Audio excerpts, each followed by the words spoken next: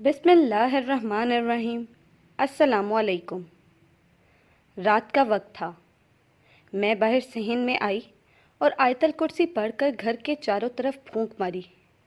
ابا، جو کئی دنوں سے میری یہ عادت نوٹ کر رہے تھے، اس رات مجھے پاس بلایا اور بولے کہ ایک بات بتاؤ کہ حفاظت کے لیے آیت الکرسی پڑھتی ہو یا ڈر لگتا ہے اس لیے پڑھتی ہو؟ میں کچھ دیر بیٹھی زمین کو دیکھتی رہی اور پھر مسکراتے ہوئے بولا کہ ابا، میں دونوں چیزوں کے لیے ہی پڑھتی ہوں۔ ابا نے میرے سر پر ہاتھ رکھا اور مسکرا دیے۔ میرا یہ عمل سب کے لیے ہی حیران کن تھا، کیونکہ میں نے ایسا پہلے کبھی نہیں کیا تھا، لیکن پچھلے کچھ دنوں میں میرا یہی معمول تھا۔ رات کو چاروں طرف پھونک مارتی اور پھر کچھ دیر بیٹھ کر آسمان کو دیکھتی رہتی۔ لیکن اس دن ابا کے بلا لینے سے ٹائم کافی ہو گیا تھا، تو میں کمرے میں سونے چلی گئی۔ لیکن 13 سال کی لڑکی جب اپنے اندر اتنا بڑا راز دفنائے بیٹھی ہو جو چاہ کر بھی کسی سے نہ بیان کر پائے، تو نیند کہاں آتی ہے؟ میں بھی چارپائی پر لیٹی، دونوں ہاتھ سینے پر رکھے چھت کو گھورتی رہی اور نہ جانے خیالات کی دنیا میں کہاں سے کہاں پہنچ گئی تھی۔ میری عمر 13 سال تھی، خوبصورت ہونے کے ساتھ ساتھ بہت خوش اخلاق بھی تھی، اس لیے جو مجھ سے ایک بار ملتا وہ اماں کے سامنے میری تعریف ضرور کرتا۔ چھوٹی سی عمر میں ہی میں کافی سمجھدار تھی۔ ہم 7 بہنیں تھیں، میں چوتھے نمبر پر تھی۔ ابا ایک الیکٹرانکس کی دکان پر ملازمت کرتے تھے، جس کی معمولی آمدنی سے گزر بسر بہت مشکل سے ہو رہی تھی۔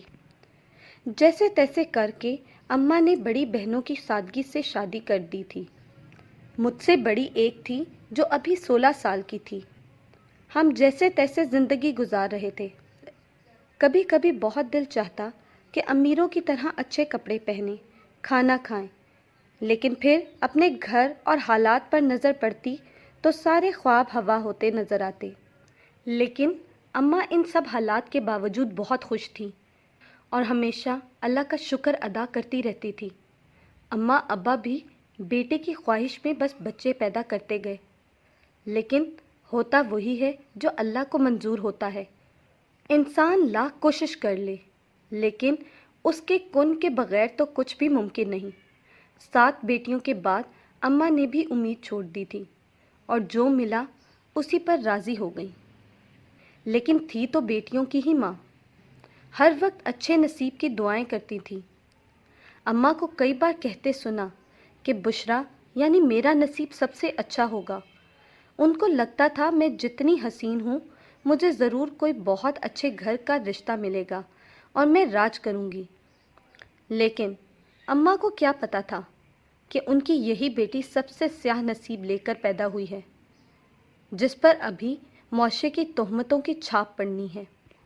گھر کے حالات نے مجھے کم عمری میں ہی کافی سنجیدہ بنا دیا تھا۔ میں نے کبھی کوئی بلا وجہ کی فرمائش نہیں کی تھی۔ ایک دن میری طبیعت اچانک خراب ہو گئی۔ میں سو کے اٹھی تو مجھے چکر آنے لگے۔ میں نے اس بات کو نظر انداز کر دیا، لیکن دوپہر تک مزید طبیعت خراب ہو گئی۔ میں چادر منہ پر ڈالے لیٹ گئی۔ اماں جو باہر مجھے آوازیں دے رہی تھیں، میرے جواب نہ دینے پر جب غصے میں اندر آئیں تو مجھے لیٹا دیکھ کر زور سے چادر ہٹائی۔ میری زرد پڑتی رنگت دیکھ کر پریشانی کے عالم میں میرے ماتھے پر ہاتھ رکھ کر بخار دیکھنے لگیں۔ پھر پہلے سے گھر میں پڑی کوئی دوائی اور چائے کی پیالی پکڑا کر مجھے آرام کرنے کا کہہ کر باہر چلی گئیں۔ لیکن شام تک حالت سدھرنے کی بجائے مزید بگڑتی جا رہی تھی۔ خیر، اماں کے کچھ دیسی ٹوٹکوں سے مجھے فرق پڑ گیا۔ اس دن کے بعد سے میری طبیعت میں عجیب سا بدلاؤ آ گیا تھا، جسے سب نوٹ کر رہے تھے۔ میں خاموش اور چڑچڑی رہتی اور اکثر طبیعت خراب رہتی، لیکن اماں ابا کے پاس اتنے پیسے نہیں تھے کہ ڈاکٹر کی بھاری فیس بھر کر دوائی لا سکے۔ آہستہ آہستہ مجھے بھی جب عادت پڑ گئی تو میں نے بتانا ہی چھوڑ دیا تھا۔ 2-3 مہینے ایسے ہی گزر گئے۔ میں اسکول جاتی اور واپس آ کر گھر کے کام کر کے پڑھائی میں مشغول ہو جاتی۔ ایک دن ایک ہمسائی گھر آئی اور میں ان کے لیے چائے بنا کے لے کے گئی تو وہ مجھے گہری نظروں سے دیکھتی رہیں اور پھر میرے جانے کے بعد اماں کے کان میں کافی دیر کچھ بڑبڑاتی نہیں۔ اماں کے چہرے پر پریشانی کے آثار میں دیکھ سکتی تھی، لیکن میں نے اپنا سر جھٹکا اور دوبارہ پڑھنے بیٹھ گئی۔ آنٹی کے جانے کے بعد اماں تیزی سے میرے پاس آئی اور مجھے کھڑا کر کے غور سے دیکھنے لگی اور پھر گہری سوچ میں ڈوب گئی۔ وہ پریشان بھی تھیں۔ میرا ذہن اس سے کھٹکا کہ ضرور اب کوئی مسئلہ ہے۔ خیر، مجھے اندازہ تو ہو گیا تھا، لیکن میں خاموش رہی۔ اگلے دن اماں مجھے صبح صبح اس پڑوسن آنٹی کے ساتھ ان کی جاننے والی لیڈی ڈاکٹر کے پاس لے گئیں، لیکن جاتے وقت وہ دعا کر رہی تھی کہ ان کا شک غلط ہو، لیکن وہ اس بات سے بے خبر تھیں کہ اب ایک قیامت ٹوٹنے والی ہے۔ کچھ دیر بعد اماں رکشے میں بے سود پڑی، زد رنگت اور پھولی ہوئی سانس لیے بیٹھیں، مجھے زور سے پکڑے ہوئے تھی۔ ہم گھر جا رہے تھے، لیکن پہلی بار میں اس چیز سے ڈر رہی تھی کیونکہ گھر جاتے ہی اماں کی ایک خاموشی قہر بن کر مجھ پر ٹوٹنے والی تھی۔ پڑوسن آنٹی ہمارے ساتھ واپس نہیں آئی تھیں۔ رکشے میں اور اماں اکیلے تھے، لیکن پھر بھی انہوں نے مجھ سے کوئی بات نہیں کی تھی۔ نہ جانے وہ کیسے اتنے صبر سے بیٹھی آنسو کو دوپٹے کے پلو میں سمائے جا رہی تھی۔ وہ 20 منٹ کا سفر 20 سالوں جیسا تھا۔ وہ وقت بھی آ گیا جب ہم گھر کی دہلیز پر تھے۔ اندر قدم رکھتے ہی اماں کے صبر کا باندھ بھی ٹوٹ گیا۔ اماں مجھے کمرے میں لے گئیں۔ اماں نے آغاز تو بہت آرام سے کیا۔ آخر یہ سب کیسے ہو گیا؟ میں اتنی کم عمر میں 13 سال کی عمر میں ماں کیسے بن گئی؟ یہ بات جہاں اماں کے لیے حیران کن تھی، میرے لیے بھی تھی، کیونکہ اس کالی خوفناک رات کا ایسا انجام ہوگا مجھے بالکل بھی اندازہ نہیں تھا۔ میں جس راز کو سینے میں دباتے پھر رہی تھی وہ اس طرح سامنے آئے گا میں نے کبھی نہیں سوچا تھا، نہ میری سوچ وہاں تک گئی تھی۔ خیر، اب وہ وقت بھی جا چکا تھا اور یہ قیامت میرے سر پر تھی۔ اماں نے مجھے چیک کرواتے وقت ایبارشن کا بھی سوچا، لیکن ڈاکٹر نے بتایا کہ اس بات کو 3 مہینے ہو گئے ہیں، اس لیے ایبارشن نہیں ہو سکتا۔ اگر اس کے باوجود ایسا کرنے کی کوشش کی جاتی تو جان کو خطرہ تھا۔ اب جو بھی ہوا تھا وہ میری ماں تھی، اس لیے وہ مجھ سے پوچھنے کی کوشش میں تھی کہ آخر ایسا کس نے کیا تھا میرے ساتھ، لیکن میں چاہتے ہوئے بھی نام نہیں بتا پا رہی تھی۔ ایسا لگتا تھا میری زبان پر تالے لگ گئے ہوں جیسے۔ اماں جب پوچھ پوچھ کر تھک گئیں اور میری طرف سے کوئی جواب نہ ملا، ان کی مات بھی کھا لی، پھر بھی خاموش رہی، تو تھک کر وہ مجھے کمرے میں چھوڑ کر چلی گئیں۔ ان کے جانے کے بعد میں کتنی دیر اس اندیکھے احساس کو محسوس کرنے کی کوشش کرتی رہی جو میری زندگی میں کئی الجھنیں لے کے آنے والا تھا۔ خیر، اماں اب کر بھی کیا سکتی تھی، خاموش ہو گئی، مجھ سے بات کرنا بند کر دیا۔ بات کرتی بھی تو بس اس انسان کا نام جاننے کی امید میں، مگر میں کچھ نہ بتاتی۔ اماں کے لیے سب سے مشکل مرحلہ ابا کو بتانے کا تھا۔ ایسی باتوں پر تو لڑکیوں کو مار دیا جاتا ہے، اس لیے وہ ڈر رہی تھی کہ ابا کیا کریں گے۔ ایک دن ہمت کر کے اماں نے ابا کو بتا دیا۔ اس کے بعد کتنی ہی دیر ان کے جھگڑے کی آواز آتی رہی۔ ابا غصے میں دندناتے میرے پاس بھی آئے اور مجھے جھنجھوڑتے ہوئے پوچھتے رہے، مگر میں خاموشی سے ان کی مار برداشت کرتی رہی۔ تبھی اماں بیچ میں آئیں اور مجھے بچا لیا کہ اس حالت میں اتنا ظلم کرو گے تو مر جائیں گے دونوں۔ ابا کے منہ سے تب پہلی بار میں نے اپنے لیے مرنے کی بات سنی۔ ابا غصے میں گاؤں چلے گئے اور پھر کئی دن نہ آئے۔ میں نے گھر سے باہر جانا بند کر دیا تھا کیونکہ اب صحت بھی ایسی تھی کہ کوئی بھی ایک نظر میں دیکھ کر پہچان لیتا۔ جن محلے والوں کو پتہ لگ گیا تھا وہ اکثر گھر آ کر طرح طرح کی باتیں کرتیں اور اماں کو پولیس کے پاس جانے کا کہتیں، جس پر میں منع کر دیتی اور نہ ہی میں اپنی زبان کھولتی اس واقعے کے بارے میں۔ میرے اس عمل پر مجھ پر ہی وہ الزام لگا جاتی کہ یہ سب میری مرضی سے ہی ہوا ہوگا، تبھی میں کچھ نہیں بتا رہی۔ لیکن مجھے اب ان کی باتوں سے کوئی فرق نہیں پڑتا تھا۔ وقت کیسے پنکھ لگا کر اڑ گیا پتہ ہی نہ چلا۔ ابا مجھ سے بات نہیں کرتے تھے، میں ایک کمرے میں ہی پڑی رہتی، اماں کے ساتھ کام کاج بھی کروا لیتی، لیکن اس دوران ہم دونوں میں بالکل خاموشی رہتی۔ وہ ایک تعلق ٹوٹ سا گیا تھا۔ وہ شاید اماں خاموش رہ کر مجھے بولنے پر اکسا رہی تھی۔ پھر وہ دن بھی آ گیا جب 13 سال کی عمر میں نے ایک بیٹی کو جنم دیا۔ وہ وقت جب میں خود کھیل کود کی عمر میں تھی، اپنی بیٹی کو ہاتھ میں لیے اس کے معصوم چہرے کو دیکھتے ہوئے میں نے خوشی سے اسے گلے لگا لیا۔ ماں چاہے 24 سال کی ہو یا 13 سال کی، ماں ماں ہوتی ہے۔ اس بات کا احساس مجھے تب ہوا تھا۔ میں ہر چیز سے بے خبر تھی، لیکن اتنی کم عمری میں اتنی اذیت کے بعد اپنے وجود کے سہارے کو دیکھنا انتہائی سکون بخش تھا۔